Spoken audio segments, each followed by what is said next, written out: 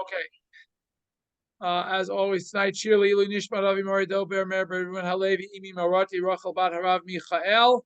And this week we have the privilege of reading the parsha of Noach, the bulk of the parsha of Noach, which we were all, of course, familiar with. And now I can't get this. Oh, why is this here? I'm trying to get my screen.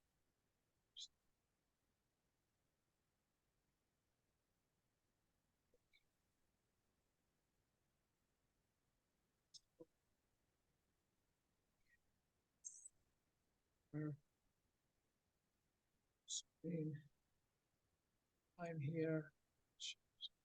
Okay.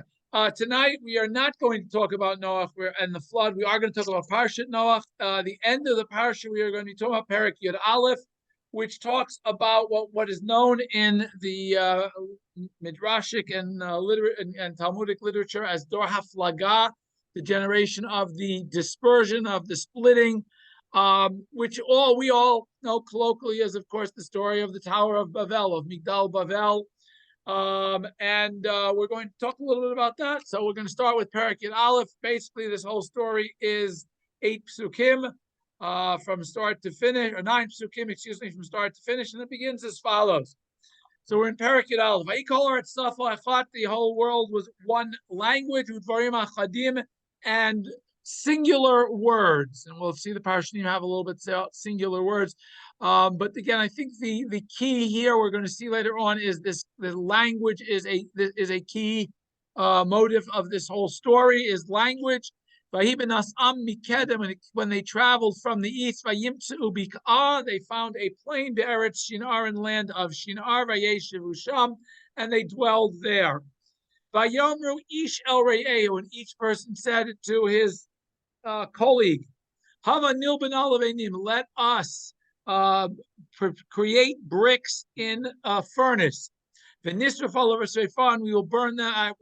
First we have to shape them as bricks, and then we will burn them in the furnace. Vatilam halaveina la'aven, and through this, these bricks became the equivalent of stone for building. V'chemar, but the mud that they made that before it formed bricks, hayalam lachomer, became the mortar that they used to, of course, connect the bricks to solidify their buildings. Vayomru, they said, Hava nivna lanu ir, let us build a city, umigdal, and a tower, v'rosho b'shamayim, and its head, its top should be in the heavens, v'nasa lanu shem, and let us make for ourselves a name, pen nafutz, lest we become scattered al pnei chol haaretz, upon the entire world. Vayered Hashem lirot et ir v'et hamigdal, Hashem comes down to see the city and the tower, Sherbanu b'nei Adam, that was built by the sons of man. Vayomer Hashem, and Hashem says, Hein am echad v'safo achat l'chulam, behold, they are one nation and one language, so that they all share. V'zeh hachilam la'asod, and this is what they've undertaken to do. They've begun this project. And now there's nothing to hold them back from everything that they would like to accomplish.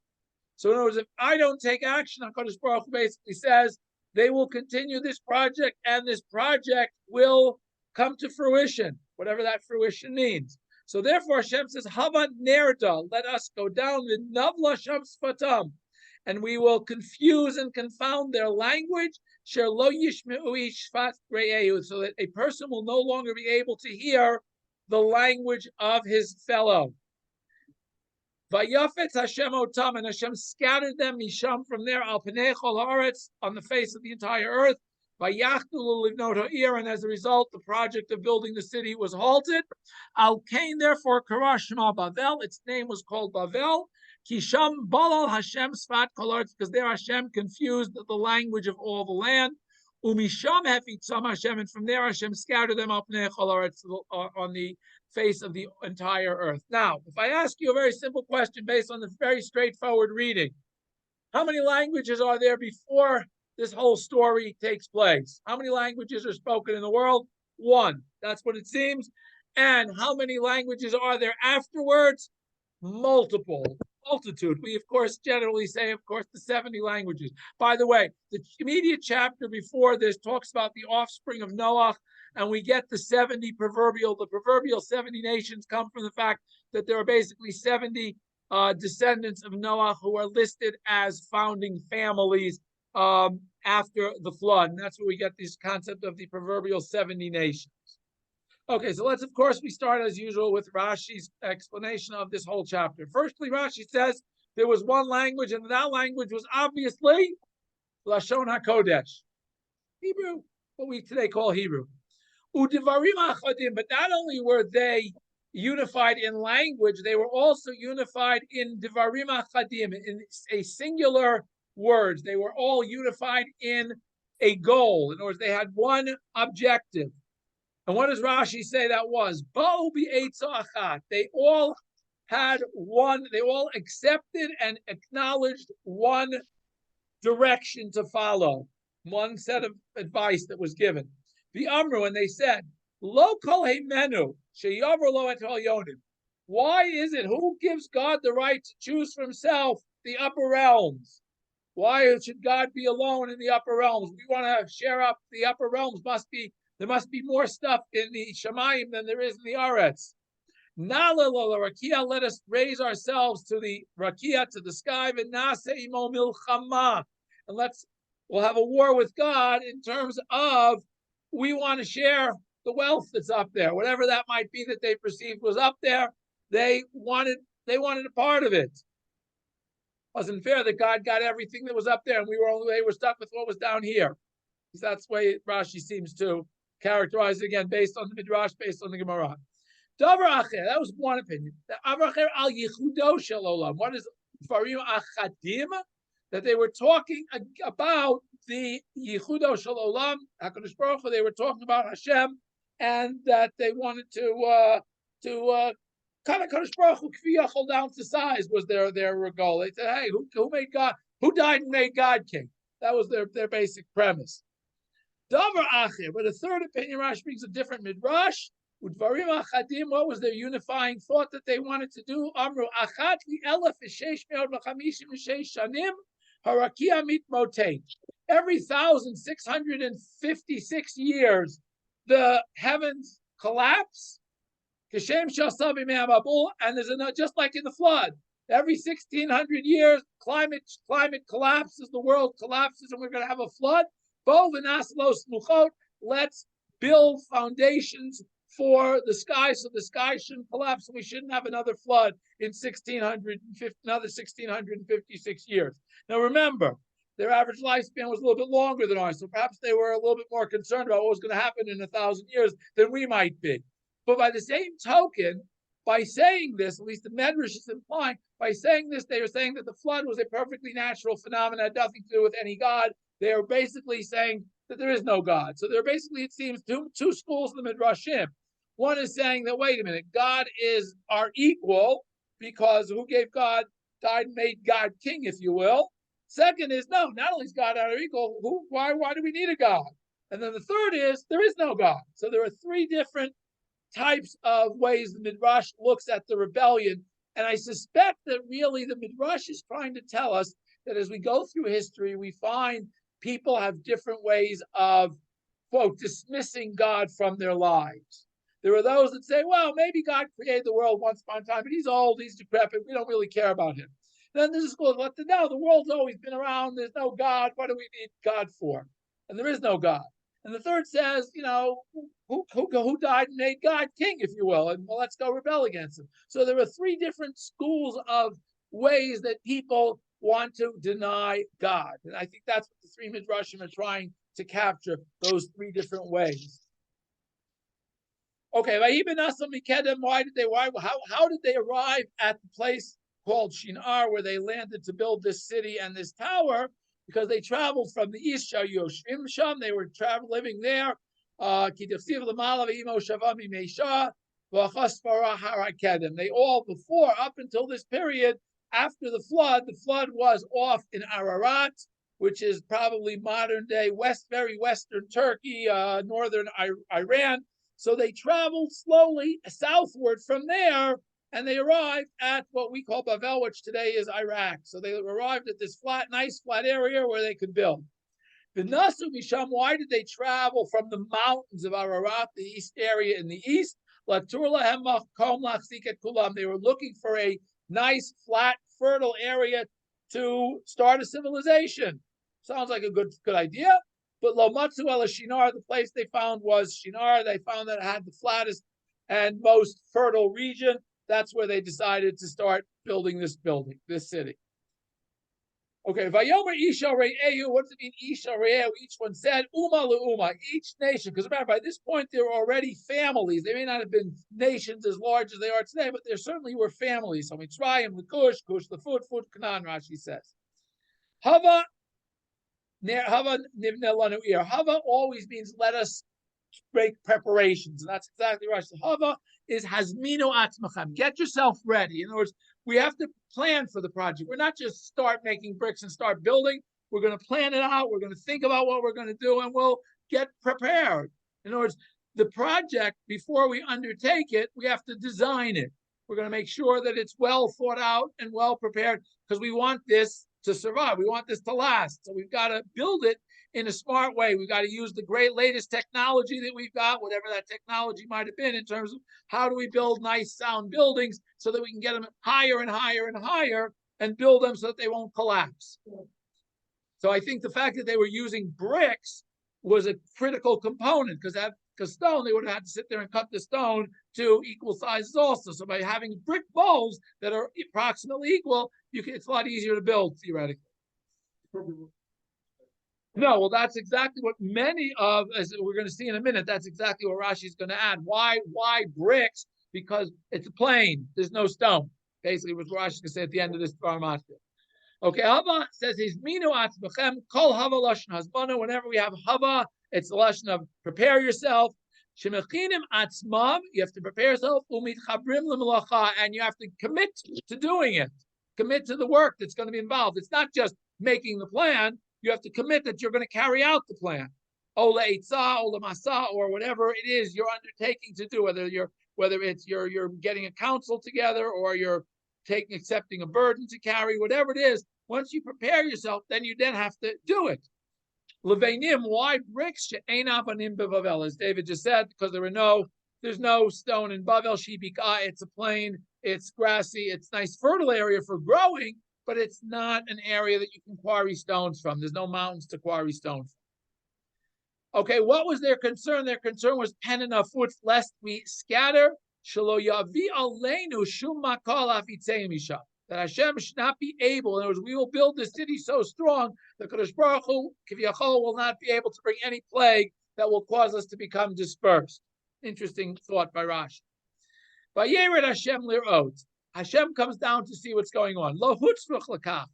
Why did Hashem have to come down? Hashem couldn't see from Shemayim what was going on. Why does it have to say Vayered Hashem lirot? Hashem comes down to see, because there's an important lesson Rashi says Hashem wants to teach us.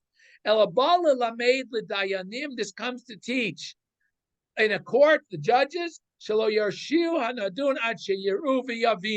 that they have an obligation to see the case, to see the people involved in the case, to see the witnesses. They can't accept testimony long distance. They have to see the witnesses. They have to see the defendant, see the claimant, see what's going on, and understand the story. That's why Vayered Hashem comes not down, just he comes down, but also lir'ot, to see what's going on. He has to see the case that is developing before he can pass judgment. And he's trying to teach that same lesson to Dayanim. You've got to see the people involved that you are judging. And that's, he quotes from Midrash Rav Tanfuma. Okay.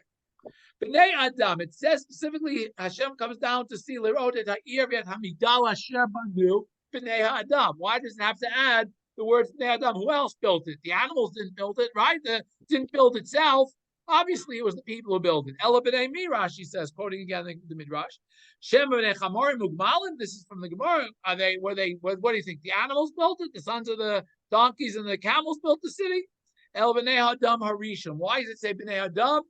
It's referring back to Adam harishon. Shekafar et hatova. They, by building this city to rebel against God, they are denying the good that God has provided for them. Just like Adam HaRishon. What did Adam HaRishon do that denied something good that Hashem did for him? Said the woman, it's all her fault. Hashem gives him this beautiful present, a woman, a wife, to help him out. He blames Hashem. It's your fault. You gave me this woman. So by being kafar b'tov, he's denying, he's rejecting the good that Hashem did for you. They are doing the same thing. That's why they're called Bnei Hadam, to allude to this ingratitude, that trait of ingratitude that, again, is a very important aspect here of any rebellion against HaKadosh Baruch Hu, is a lack of understanding of what HaKadosh Baruch Hu has done for you individually, for us collectively. Af elu kafru b'tov, they are also rebelling against the good that Hashem did. Limrod, to rebel, the one who did good for them and saved their ancestors from the flood. And here they're rebelling against Hashem. However, Hashem says, Hein am echad v'saf achad. Behold, they're a singular nation and a singular language. Kol tova zeh yesh imohem. They have this one redeeming characteristic, Rashi says. She'am echad heim v'saf achad l'chulam. They have this one good characteristic, that they are united. But now they've begun to undertake this negative project. Therefore, something has to be done. Hava nerda, let's go down. Hashem again, who's Hashem saying, well, let us go down? Same question we have always, whenever it uses, we have this in the creation chapter. Hashem says, let's us create. Same question. Why is Hashem referring to who else is helping Hashem? We know there's only one Hashem. But Rashi says, before court takes course of action, he asks advice from his court, Kivyachol, from the angels. Because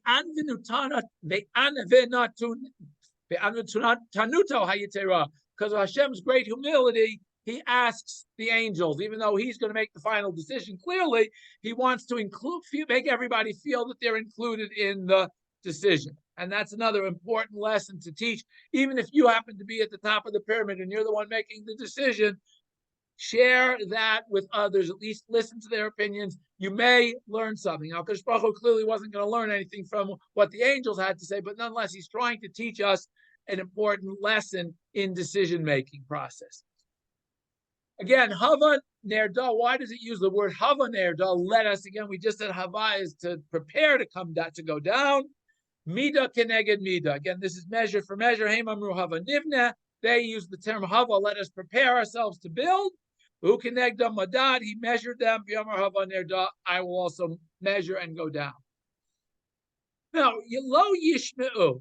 The whole purpose here was that Hashem was going to change the languages so people could not understand. They could hear, but it uses the word lo yishmeu. They won't hear. But it doesn't mean lo yishmeu. They won't be able to hear the word. They will not understand. Zeh shoel leveina. One would ask for brick, he would bring mortar. So one would be so upset that he would break the other guy, bang the other guy, knock out his brains, literally. That's what Rashi says. No, it seems, again, a very drastic thought that Rashi is saying here. Just because you ask for one thing and it gives you something else, you go and bash the guy. What do you mean? You ask him again. You're trying to communicate with him. But Rashi is trying to teach us that they got so frustrated because they thought, up until now, everybody understood everything. And all of a sudden, nobody understands everything. They thought that something was going on, that they were just being obstinate. They were staging a work slowdown or a work stoppage, and they got frustrated and they got upset. Hashem scatters them from there, ba'olam hazeh, that they are now scattered in the olam hazeh, in this world that they were scattered physically. Masha Amru, and again, this is Mida Keneged, Mida, measure for measure, because what did they say at the beginning? Pen Nafuts, we don't want to become scattered. Nitkayim Aleim, it's exactly the opposite, that they said that we're afraid we're going to get scattered. That's exactly what Hashem did. Umisham Hefitzam, and from there he scatters them. Lamad, She'ein Lohem Chel Yom Haba. Why does it use this word of to scatter twice? Wants to tell them that they were physically scattered in this world, but the second is telling them that they are not going to have a portion in the world to come. Now Rashi asks the question that we're going to see a whole bunch of different commentaries, or many of them are going to ask a very, very similar question, basically the same question. What's going on here? We just went through the generation of the flood where Hashem destroys the whole world, basically, except for Noach. Now, why here, if they're rebelling against Hashem, why does Hashem just destroy them all? Why do they survive? Why is their punishment that they are scattered rather than Hashem just destroying them all? and having another Noach. Actually, Noach is still alive at the time. Having Noach survive again and start all over again. Why is it that's what the Parshanim are really questioning, and they want to see what are the lessons we learn from that. Whose sin was worse, the generation of the dispersion or the generation of the flood? Sheldor Hamabu or Shtar Flaga? Elu lo pashtu yad bikar. The generation of the flood, they didn't rebel per se against God and say, let's go fight against God. The Elu pashtu yad bikar. And this generation of the dispersion, their whole rebellion was directly against God. Seems that should have warranted a much more severe punishment than the generation of the flood. The Elu nishtafu, and the generation of the flood were drowned, obviously. The Elu lo daftu min olam, and these, not only didn't Hashem drown them, He let them continue to live. All He did was disperse them all over the world. Seems that they got a pretty light kiviyachol punishment when we compare them to the generation of the flood. Ella, what's the reason? Rashi wants to know. Ella, the reason is very simply Shador Hamabul Hayugazlanim Vaitamariva Beinam Lakach Nevdu. Since in the generation of the flood, everybody was stealing from everybody else, obviously there was lots of conflict between people. Everybody was stealing from everybody else. Everybody was hurting everybody else. The Elu Hayunuhagim Ava Vareyut Beneam, and these up until the point where they could no longer understand each other's language, there was peace, there was unity between them. They were all buddies, they were all friends, they were all connected. Shenemar, Safachad Dvar Machadim, they were all united. Lamarita, so this teaches us Hashem's lessening the severity of the punishment, teaches Shesanui HaMachloket V'Gadol HaShalom, teaches how much Hashem hates Machloket, when we have differences of opinion, where we don't respect each other, where we are just arguing for the sake of arguing, the Gadol HaShalom, and how great is the attribute of peace. That is Rashi's final words on the Dar Flaga, that's even though they were rebelling directly against Hashem and saying, we're going to go fight against Hashem, or there is no God, or whatever, nonetheless, because of their unity, that saves them from total annihilation and total destruction. Balatur, I just thought was very interesting. A couple of different comments. One, he says, where does Rashi get the idea, or where does the Medrash get the idea that the language was Lashon HaKodesh? He says, if you look at the term Safa Achat and the words Lashon HaKodesh, you'll find that they have the exact same gematria. Actually, it's off by one, but we know that in gematria one is close enough to work.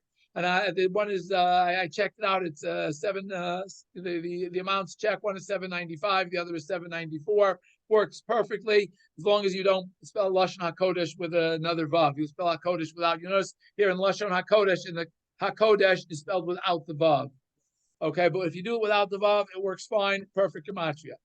And then he says, why does it say Ish El Re'eu Hava? If you look at the Sof Tevot, the last four letters of each of these four words are Shalva, of peace, of rest, Shalom, Shalva, tranquility. Thank you. Great translation. He says that, you know what the reason they sinned was? They had too much time on their hands. They had too much tranquility. They didn't have to work for anything. Everything was okay, was running fine. So they had nothing to do. So they dreamed up this rebellion against God. Another interesting thought from the Balaturi. Okay, Chizkuni is going to go in a completely different direction in terms of a couple of things, in terms of the language. We're going to see that in 1 minute, and in terms of the rebellion. V'rosho b'shamayim, their goal was to build a tower where the top reached the shamayim. What does he mean by shamayim? Doesn't mean that they were going to argue against God. What he means is gavoa harbe kmo arim gidolot uvitzurot b'shamayim.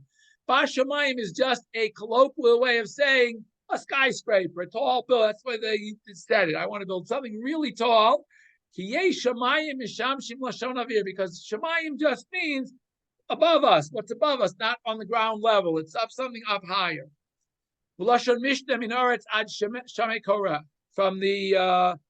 the land up until the top of the ceiling beams, which is again as high as you can get. The problem was Vinasa Lanushe, where they wanted to make some type of name for themselves. What does that mean? Mivsar Chazak We want to make a strong fortress. Li'olam should last forever. Liotenu shlitim al kol habriot, so that we can rule. Their goal was they wanted to rule from this city and from this tower. They wanted to rule the whole world. The nimloch aleim, and we'll rule over them. We'll be able to run the whole world from here. Otherwise, we will become scattered because we have to go fight against all the countries that are distant from us. We have to fight for them. We'll become scattered. If we don't build this city and this tower, once we get spread, we will no longer be able to establish a name for ourselves. We'll no longer be something that people will look up to. But if we do build this tower, the whole world will recognize us. Why? We got the tallest building in the world. We've done it. We built it. We built the tallest tower in the world. Therefore, we'll be famous. Everyone will speak about this great tower.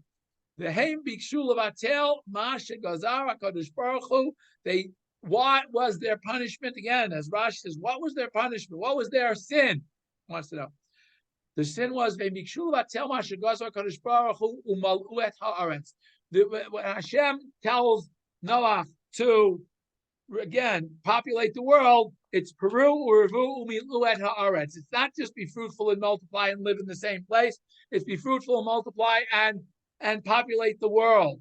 So the fact that they wanted to all stay in the same place, that was their sin according to Chizkuni. Therefore, their punishment was the punishment was Hashem spread them out, because that was Hashem's desire that humanity should not just be concentrated in one area, that they should spread out. Now, interestingly enough, Chizkuni now gives a very interesting comment about Tol lo yibater. Nothing will hold them back from being able to achieve this goal. Why? Because shekulam yodim shivim lashon. Before the Hashem comes down, they didn't all speak one language. They all spoke all 70 languages. Chizkuni wants to say, Im yamdu b'makom echad. If they'll all stay here, lo yibater, and we won't be able to stop them. Why? Because they will all know all languages. So therefore, if we are able to set it up so that people don't understand each other's language, it will stop the project dead in its tracks. And therefore, what do? It's not that each one now spoke a different language. It was now they would no longer understand all 70 languages. Everybody would suddenly forget all the other languages, and they would only remember one. And each group would remember a different one of the 70.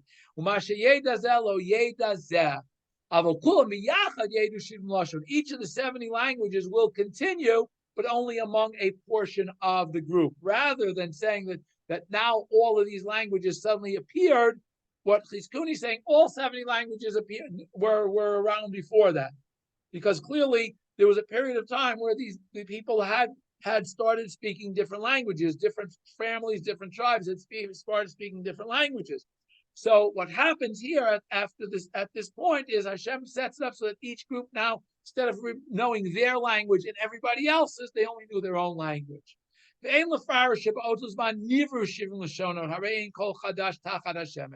says it doesn't make sense to explain that up until then everybody spoke Lashon HaKodesh and suddenly everybody learned a different language overnight. He says that doesn't seem to make sense. It's more likely that they forgot other languages. Just thought it was an interesting take at the language things. Okay, Sforno. Sforno says very simply, why were they traveling? What were they looking for when they were traveling? Why were these people traveling to find a place? Very simply, no, just like all other shepherds. You have cattle, you travel to one area, you eat up all the grass there, you got to go find another place for pasturage. That's what they were doing. They were looking for a place to pasture their sheep, and that's why they found this area. It was nice and fertile there. They had plenty of pasturage, and that's why they stopped there. Very simply.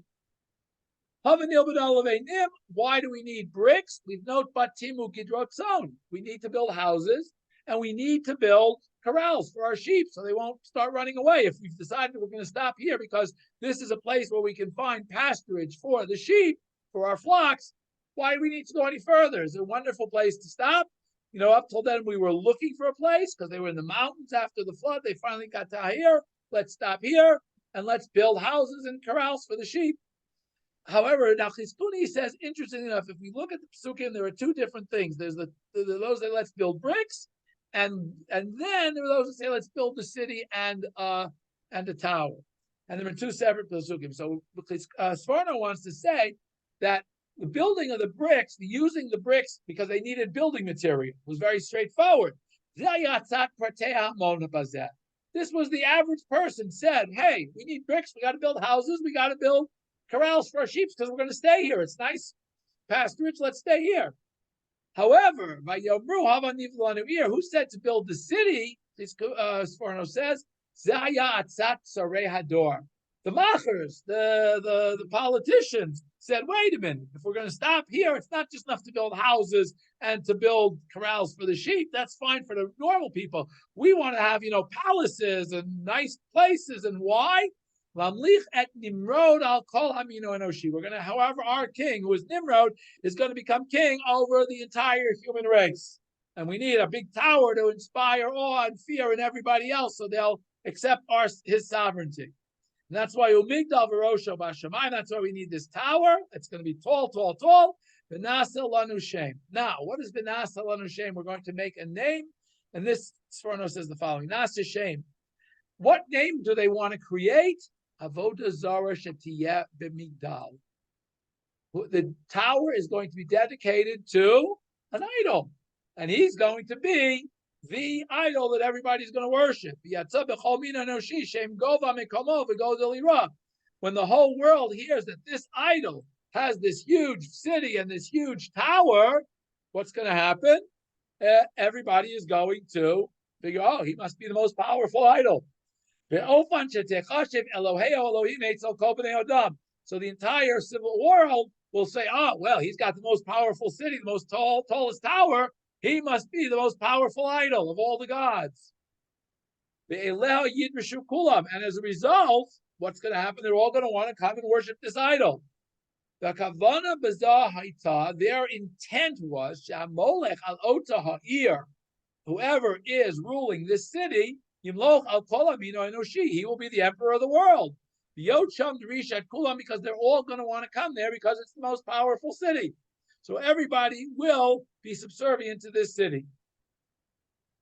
Why does it say Vayered Hashem Lirot? Why does Hashem come down again? Rashi brought the reason that Hashem says Hashem comes down to teach us the lesson that judge has to be on site, not distant from the case and the people involved. Sforno says a different reason. When it says Vayered Hashem Lirot, Hashem comes to see. Yomer al Hakel Yitbarach she'ein ha'inyan az roi la'onesh. Hashem says, I've got to come down and see what's happening when he's looking at a situation that Kadosh Baruch Hu realizes right now it's okay, it's still under control. They haven't done anything to warrant total destruction yet.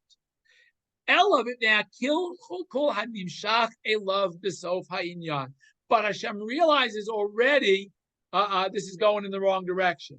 It's going off the track, and I see that there's a crash coming at the bottom. I better take action now before we get to that point. And he gives two examples. He says, Keven Sorer Umora, Sh'amru, in the case of Ben Sorer Umora, the Gemara's language that it uses when it says, why is this Ben Sorer Umora? Why is he punished at such a young age when all he's done is eat lots of meat and guzzle lots of wine? Yarda Torah L'sof Dato, that the Torah was able to yarad, to go and get to the depths of what he's thinking and what is going to result from his actions. So again, even though here he might not yet be worthy of punishment by capital punishment, because in the end, in the direction he's going, he's already off the track and is getting, and there's only one way for him to go from here. That's why it uses the term Vayered. And similarly, we have by Anshe Sodom. We're going to see the same thing later in Sodom. Hashem says, let me go down and see what's going on in Sodom before I punish them. Ki amnam lo yarisham az yoter mishar umot.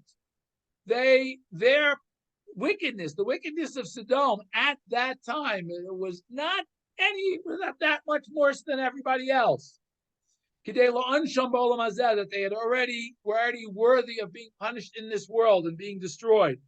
Zulati, except, and that's what Hashem says, I got to go down and see what's going on. Binyan ha'achzariyot neged aniyei ha'am. What was the sin of Sodom? Of course, the callousness toward the poor, toward those who were less fortunate than they were. Which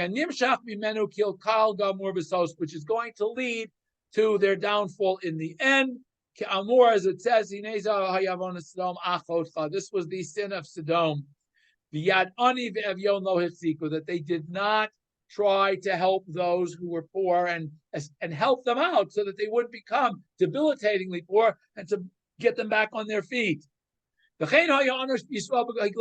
find the same thing applied to the Bnei Yisrael in the period shortly before the destruction of Beit HaMikdash. That the same thing applied, that there was the super rich and the terribly poor, and the super rich said, we don't care about the poor.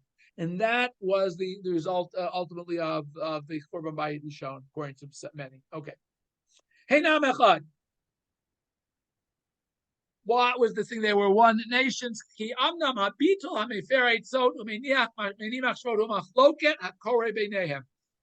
What causes problems in society is machloket, is difference of opinion.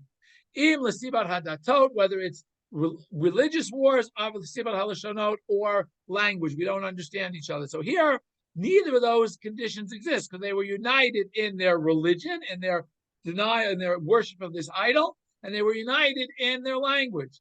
If Hashem realized, if they continue on this path, we see that they were already all following the same avodah zarah. They were all worshiping the Sabaean religion. And since they all had the same language, that's why they were going to get in trouble.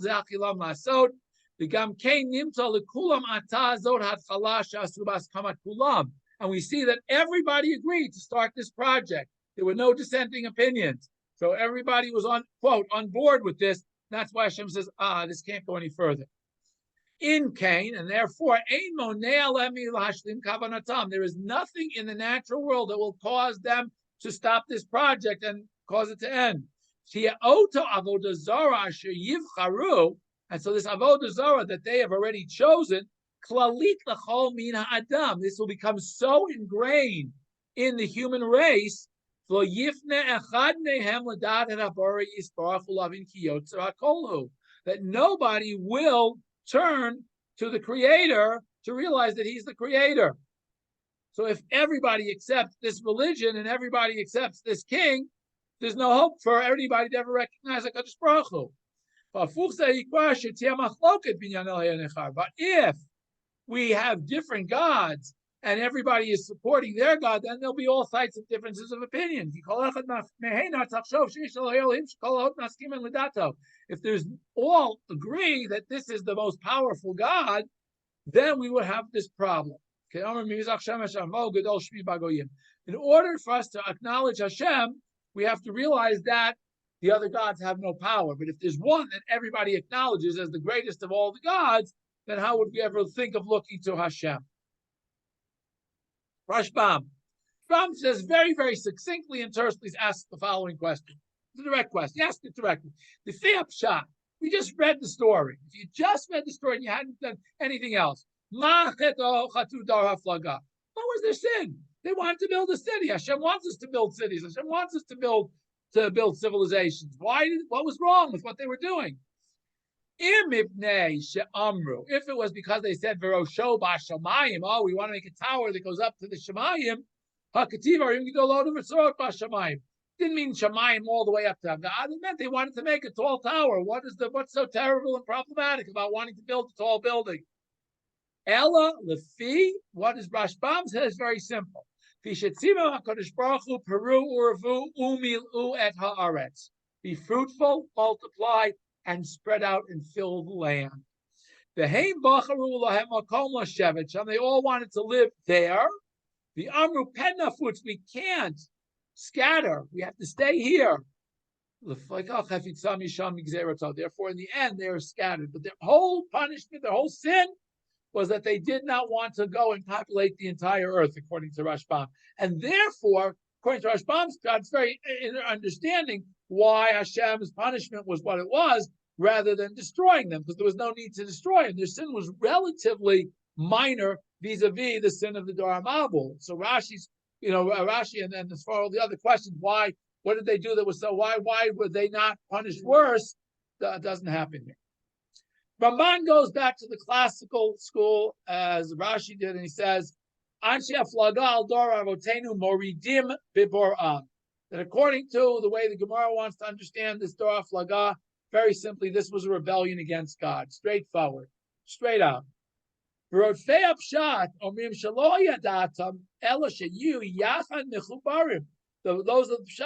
Ezra and Radak, want to say, no, they just wanted to be connected. There's nothing else that tells us about them except that they didn't want to be scattered. They wanted to all live in the same area. They wanted to be close to the family. They wanted to all be close to everybody. But again, how is that possible?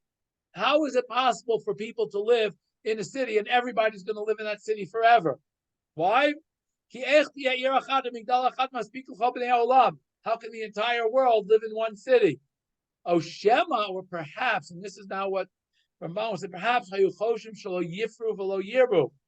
we don't have lots of kids, we keep at ZPG, we just 2 kids per person, then everybody is happy because we'll always have enough room. The Zera Rishon Yichud, and that is not what Hashem wanted. Hashem wanted us to populate the world. That's what the sin was. But if we really want to go deeper into what Ramban says, Yavin Kavanatam Masha Amru V'Nasa Lanu Shem. We want to really understand what their intent was. We have to look at the whole story, and there are 3 key words. He said, "The Nasa Lanu Shem." We will make for ourselves a name.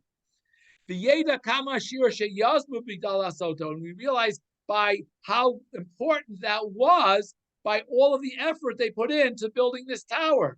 The Yavin Kol Inyan, and you could understand what was their goal. Ki Chashvu Machshava Ra'ah. Their intent was entirely evil.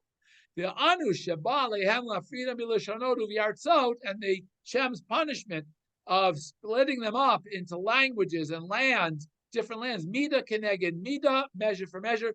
Ki Hayu Kotitzim B'Nitiot. Very interesting phrase that Ramban uses. Kotitzim B'Nitiot literally means cutting down the saplings. So it's a Talmudic usage. We see it a lot of times in Midrash, in Kabbalah, and it means basically they denied everything. It's cutting off the roots of emunah, of belief in God. And therefore, their sin was similar to Chet Avihem, the sin of their ancestor. The Shema Bishvil Zed Darshu, and that's why the same drash that we quoted before, Sharbanu B'nei Ha'adam. Why does it have to add this phrase that the people built? B'nei Adam. Amar Brechia Ma B'nei Chamaria B'nei Gamaliel. We were talking about the animals building the city. El Banoi Adam, the sons of Adam Kadma'ah, Adam Arishon, B'chulu. Again, they were Kofar B'tov. They denied the good that HaKadosh Baruch Hu did. Now, Rambam gives a very interesting comment here. He's takil b'chol inyan hamabul. He's kir Elohim. In the entire story of the flood, Hashem is used. The name Hashem does only appears once. It's generally Elohim is the one who's carrying out the punishment. Which is midat hadin. However, in the generation dispersion, it says Vayeret Hashem lirotet ha'yeret hamigdal, not Elohim. Ki amabul bavir hashchatat haaretz. Elohim, remember, represents teva. Okay, Hashem represents different. Ki amabul bavir hashchatat haaretz. Hashem brought the Mabul because they were destroying civilization through their immorality, through their ignoring other people's boundaries. The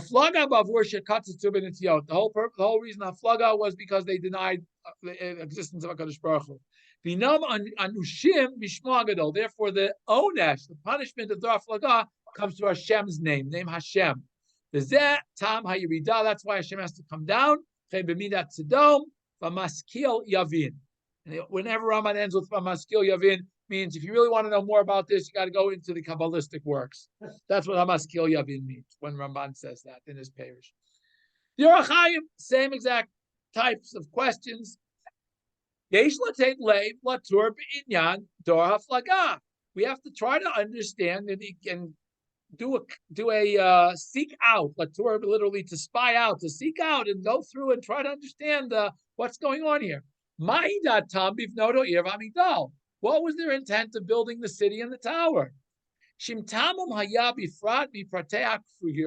there was one of the ways of denying the existence of God, I don't understand what are they doing that's denying God by building a tower and a city.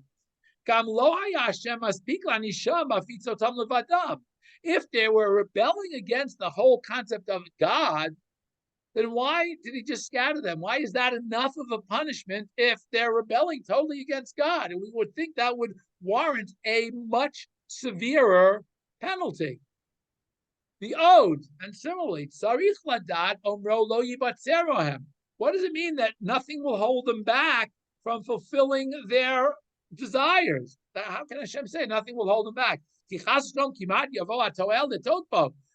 As somebody who reads that pasuk, God saying nothing can hold them back, seems to imply that God is chavik kiviyachol, unable to stop them, which seems completely ridiculous, obviously. So what's going on? The Ode, another question he raises.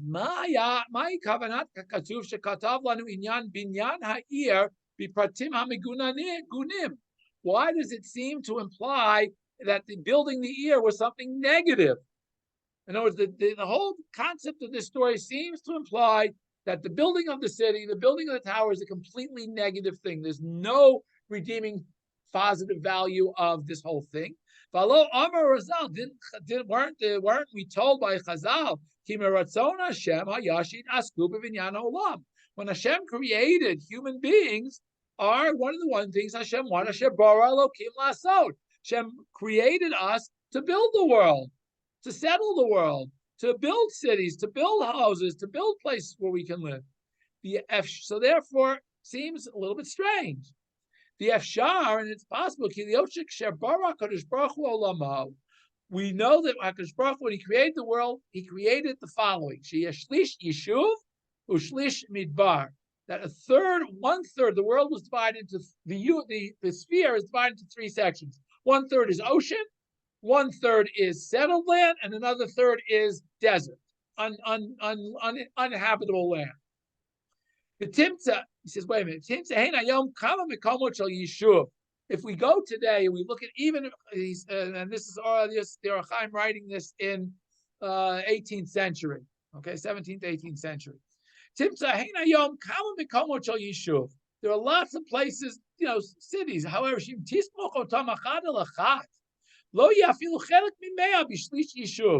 there's no way you're going to come up with a third of all land mass of the world being populated. You'll be lucky if you come up to 1/100th of a third of population. If you put all the cities together, the land area covered by all the cities together. The Yiyah Kol Midbar. And if you go by that standard of just cities, everything that you've got 99% of dry land is as uninhabited. Ella, but what does that mean that a third should be inhabited? What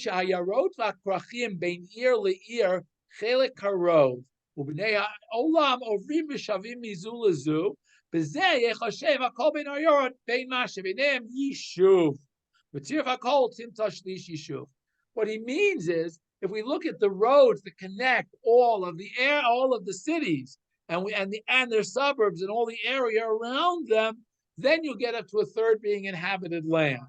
So the whole purpose is that there should be cities, and they shouldn't all be next to each other so that only a small area is populated. There should be areas and pockets here, and they should have small villages between them and roads running between them. If you add all that, populated territory up, area that is used by humans to travel back and forth, then you might get to a third. And therefore the pasuk begins with everybody was of like mind and like language.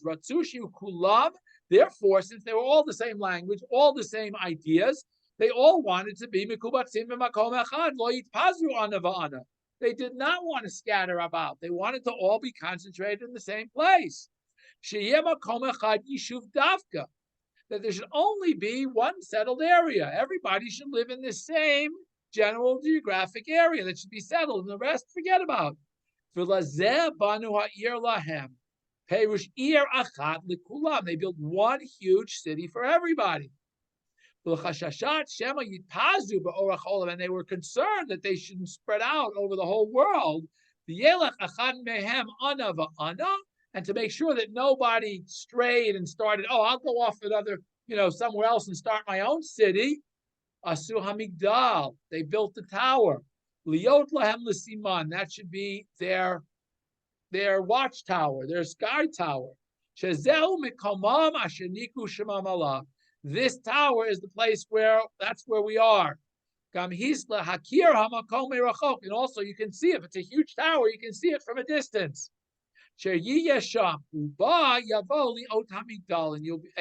somebody got lost trying to go home, they'd be able to see the tower and know where home is. They didn't want to scatter. They were afraid to scatter over the whole land. They didn't want to be in small little pockets here. They wanted to all be in the same metropolis. Hashem thought was that was not what Hashem wanted when He created the world. Hashem wanted them to reach that conclusion on their own, make their own choices, that everybody should go. That everybody on their own free will and volition should find a different country to settle in, a different area. Now, once they all decided they didn't want to do that, Hashem decided He had to go and somehow change their counsel, and to confuse their languages, because they were now going to have to separate themselves. Each one would seek their own place. And that's where it says Hashem scattered them all over the whole land. And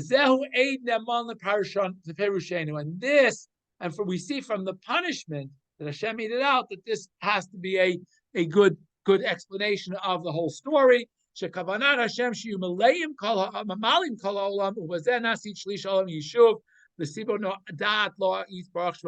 Hashem want a third of the world to be populated? We don't know. But whatever the reason is, by scattering everybody, Hashem made that would come to fruition.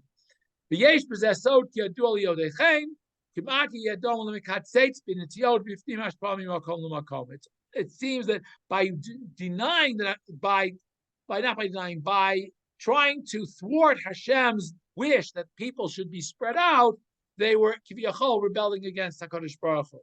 Therefore, Chazal have drashot harbei v'eina mikreya tzemiptei pshuto. But this simple explanation seems to be very simply that the fact that Hashem wanted them to be spread out, they didn't, and that was why Hashem punished them by scattering them, as opposed to destroying them as He did in the Dor Mabul. Klei is a very interesting shot. I'm going to end with this because my time is late already. I'm already run out of time. I'm already running over time. I just want to quote this one thought. Very interesting. Nirim hadvarim. It seems to me that kol maaseh haflagahu al derech shamru chazal. Everything relating to this story bears out the following thought that is brought down in the Gemara. Kinos l'rishayim ra lahem. Virala olam. When Rishayim, when wicked people gather together, it's bad for them and it's bad for the world. Pizur l'Rishayim tov lahem v'tov lahem. When Rishayim are scattered so they can't interact and build a strong, powerful force together, that's good for them and it's good for the world. The tzaddikim hakol behefach l'zeh. When it comes to the righteous, it's the exact opposite. And he goes into a very long Russia. Basically, again, there's power in numbers. When wicked people get together, they use their power numbers for wickedness.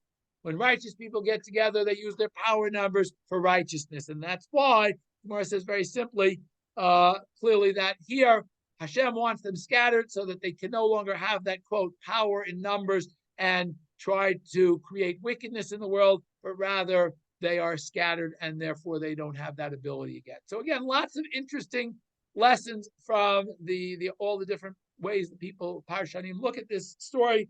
But again, if we look at the very simple story and we take it again at face value, again, it seems as though, for whatever reason, HaKadosh Baruch Hu did not want this project to continue because it was thwarting the purpose for which HaKadosh Baruch Hu created mankind, and it was keeping mankind from fulfilling its destiny, A, in terms of populating the world, and B, more importantly, in terms of coming and recognizing HaKadosh Baruch Hu. And by building a stronger and stronger negative influence in the world, we are further and further distanced from acknowledging HaKadosh Baruch Hu, which is the entire purpose of mankind. And we hope and pray that HaKadosh Baruch Hu should help us at this point in time and should guard, as we said at the beginning, should watch over our Chayalim, should watch over all of Am Yisrael and help us, now that we are, again, we have once again realized that we are a united people.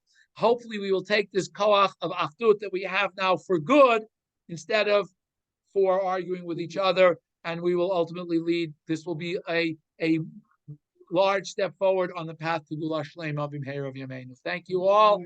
Open it up for comments, questions, feedback at this point in time. Anybody?